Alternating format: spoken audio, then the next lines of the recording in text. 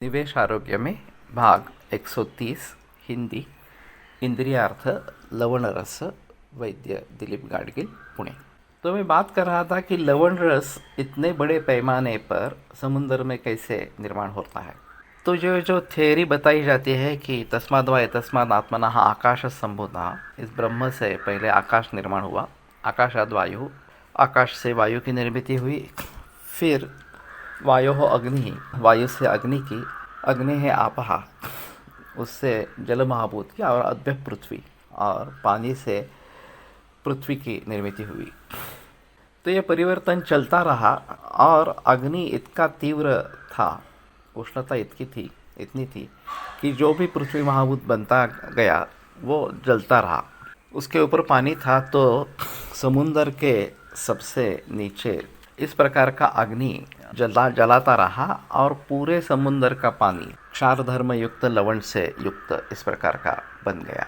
फिर भी एक आश्चर्य की बात है कि बहुत सारे प्राणी या वनस्पतियाँ इस प्रकार के लवण जल युक्त सागर में मौजूद है, हजारों वर्षों से मौजूद है।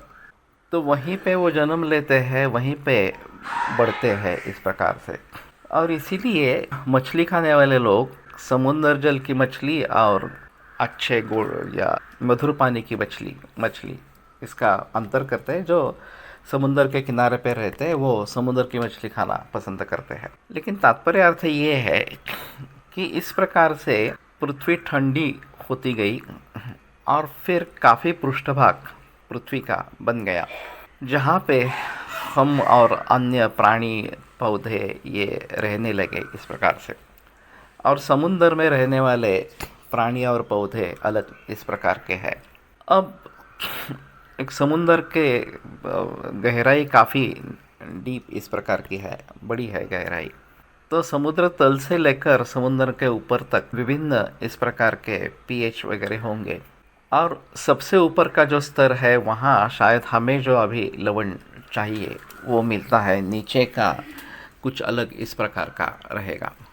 लेकिन कहने का तात्पर्य अर्थ ये है कि ये जलन से निर्माण हुआ है और काफ़ी उष्णता अभी भी पृथ्वी के अंदर है, और इसीलिए लवण रस सबसे उष्णवीर्य बताया गया है।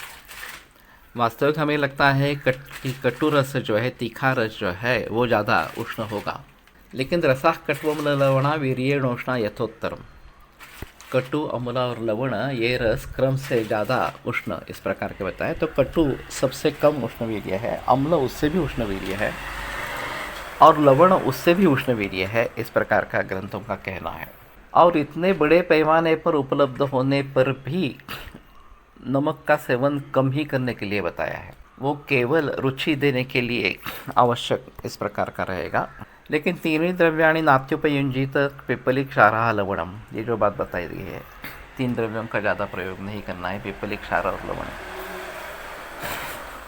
तो क्षार भी जलाने से प्राप्त होते हैं, लवण तो इस प्रकार से निर्माण हुआ है, और इसलिए वो उष्णवीर्य सबसे ज़्यादा उष्णवीर्य इस प्रकार का है और अचक्षुष्य है। तो इन बातों को ध्यान में रखते हुए उसका ज़्यादा सेवन नहीं होना है, कम ही सेवन इस प्रकार का करना है, ये ग्रंथों का निर्देश है। तो इन सभी बातों को ध्यान में रखते हुए लवण का सेवन कब करना है, नहीं करना है, इसके बारे में सोचेंगे। खास करके लवण के साथ संयोग जो है उनके बारे में सोचना जरूरी इस प्रकार का रहेगा। कल आगे बढ़ेंगे।